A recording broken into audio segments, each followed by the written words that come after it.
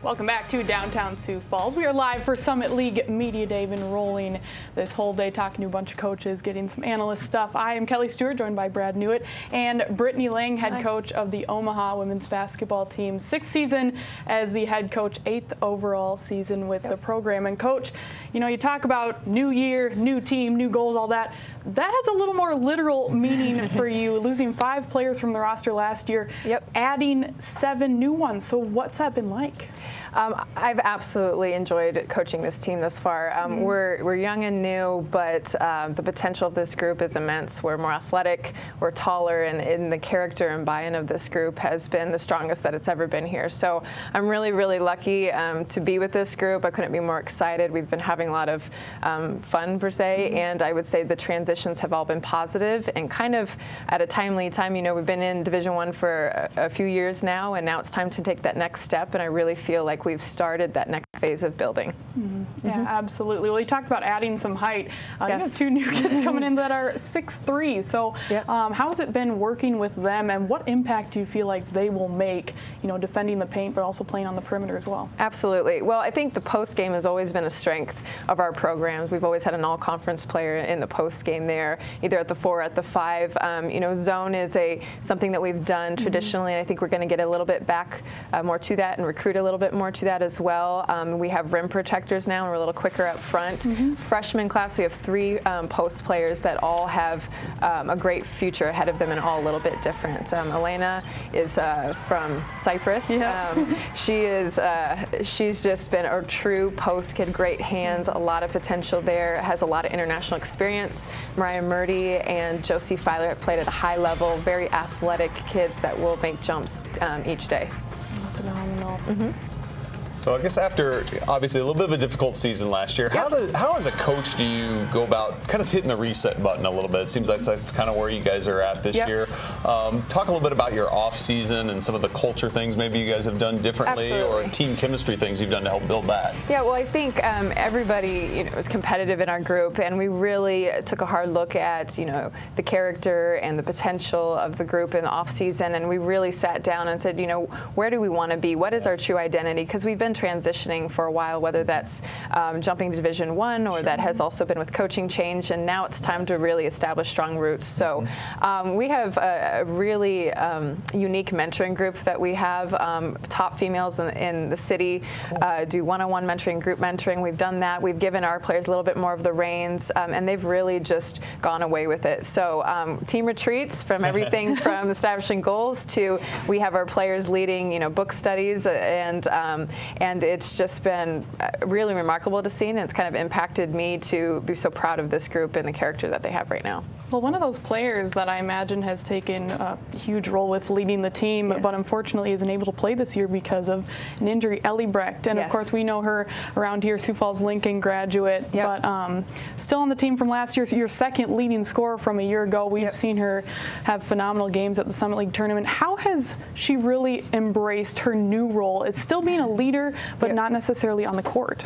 Absolutely, and I would put kind of Ellie and Jay Bridgman as well in that. Our team really transitioned and changed when both of those went out last year, and Ellie is just an energy giver, and she comes from a phenomenal family, and she is somebody that now gives a perspective to the group that at any day your career could be over, and I think now they're able to cherish each moment even more, and have that injury perspective and have that idea that any moment it can be taken away. So I think our girls really respect Ellie and really respect Jay, and they have taken their word to heart. Exactly. So when you have a lot of new faces, as a coach, do you try to go out and recruit to a system or a style of play that you maybe have established or want, or do you find yourself now you have all these new players and kind of seeing how the puzzle puts together? Are you adapting a little bit more to the talent you have, or is it a little bit of both? Right, and I think at the beginning, I've grown a lot in 5 years. I'm 26 to 31, and being a head coach and realizing, what are we capable of at Omaha? And I think we have every resource to really climb, with no pun intended, climb the summit, and to really be a kind of a diverse group. I think we have the opportunity to recruit in the Midwest and also internationally, and also in different regions of the country where maybe some of the schools in our league don't necessarily have that. So I think we we first look demographically, where can we recruit? And then what kind of athletes and character do we want, and how does that fit our style? And we've kind of built our identity and style off of that. And I think we're going to try to be a little bit more disruptive than we've been in the past, and to be a little bit more athletic with a good mix of fundamentals. But I think we have to look outside the box and be a little bit creative of how can we counter those more fundamental, bigger teams in our league. Okay, so does some of it come into play of just, you look at maybe like you say a South Dakota State or a South Dakota that are probably a little bigger, more fundamentally coached. I don't mean to say that in a bad way, but that's just the style of play they have. Absolutely. Do you try to find yourself, can we be a little bit different than anyone else is in the Summit League with the hopes that now we're harder to prepare for and we can catch some people off guard? Is that where you're going with that? And again, not to go too far back, but in that transition, you're trying to get the best available players, and you're trying to find a system that fits that in your roster. You always need to as a coach. But now, if you're looking at what is our identity going to be, how do we counter that style? And I think we need to be, IUPUI kind of build out that idea of being a little bit more disruptive, a little bit more athletic, and we're not going to beat probably South Dakota State at their own game or South Dakota at their own game. So how can we be unique enough to counter in that style? And that's what we're really trying to lay a foundation of right now. And I love the mixture of our group.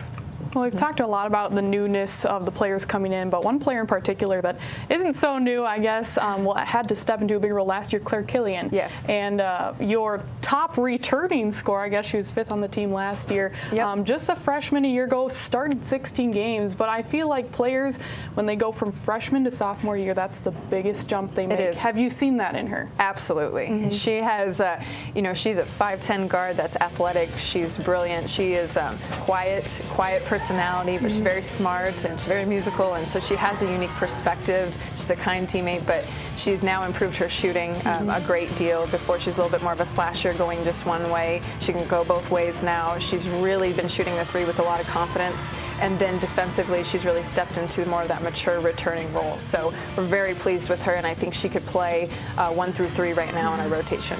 Awesome. So you also brought in 3 junior college players as well. Can you talk a little bit about what kind of impact can a junior college player have, recruiting-wise versus obviously bringing in a true freshman? Right, and I think they're a little bit unique in the sense that 2 of them have been at Division I institutions before, and then the other one is an international player. So I think they all bring a sense of maturity, especially in the backcourt. Like, we really needed some guards that could come in and handle the pressure and handle that experience and decision-making, because I think our strength is going to continue to build in the post. Andy Pierce is somebody that is not unnfamiliar with the Summit League.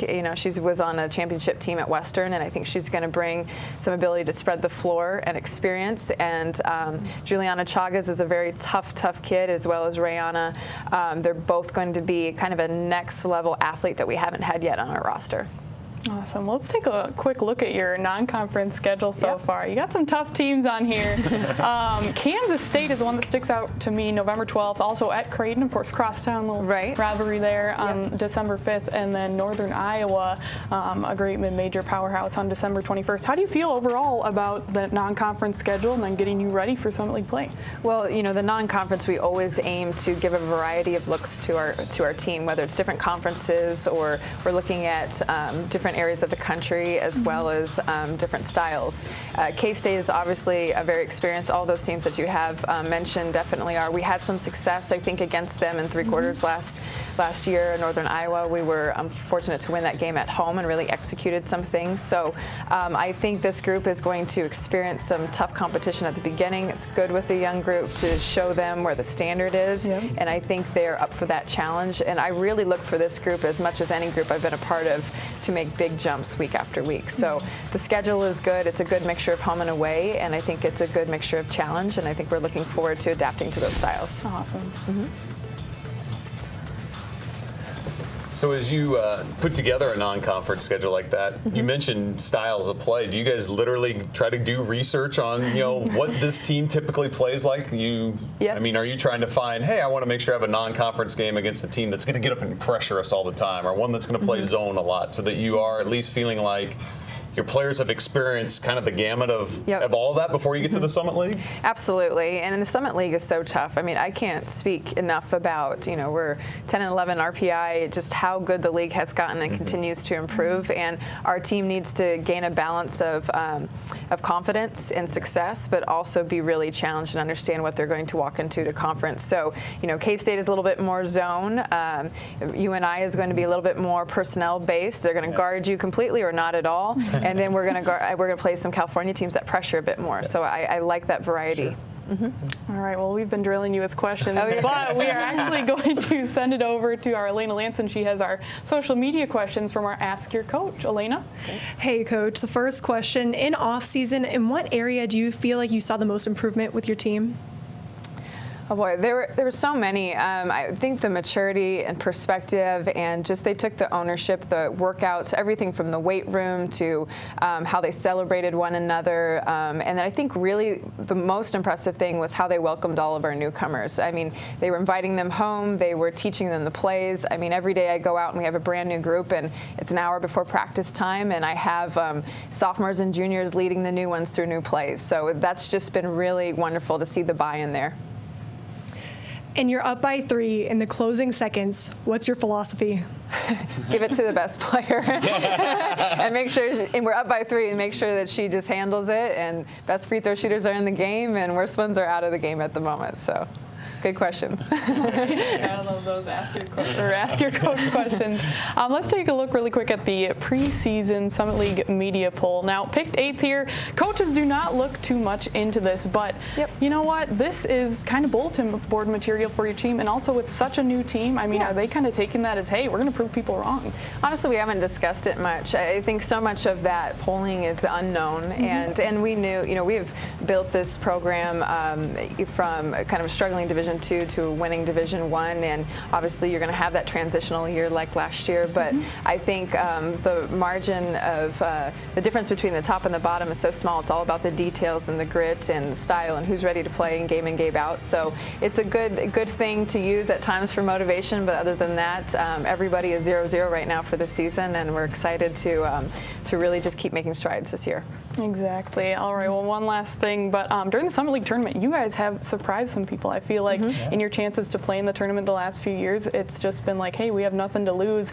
How do you, take that from one year and teach your team to really embrace that and kind of do that throughout the regular season? I think there's a balance between just looking at the day in front of you and looking at what is the long-term goal. I mean, the long-term goal for everybody is to be playing your best basketball come March. And so we kind of created like a crescendo or momentum building where, hey, can we make this stride here and break the season down into segments? And so I think we've done a fairly good job there as a program, telling them this is what you work for and building up that excitement. And obviously we play in front of the biggest fan base in conference tournament in the country. So they know that, and a lot of people choose to come to the Summit League because of those reasons. So we just try to periodically throw out some things that will get that build up and that momentum for March. Great stuff. All right, Brittany. Well, thank you so much for joining us so today. much. We wish you the best of luck this season. Great. Thank you so much. All right. Well, we're going to send it to break, but when we come back, we'll talk Omaha men's basketball with head coach Darren Hansen. Stay right here on Midco SN.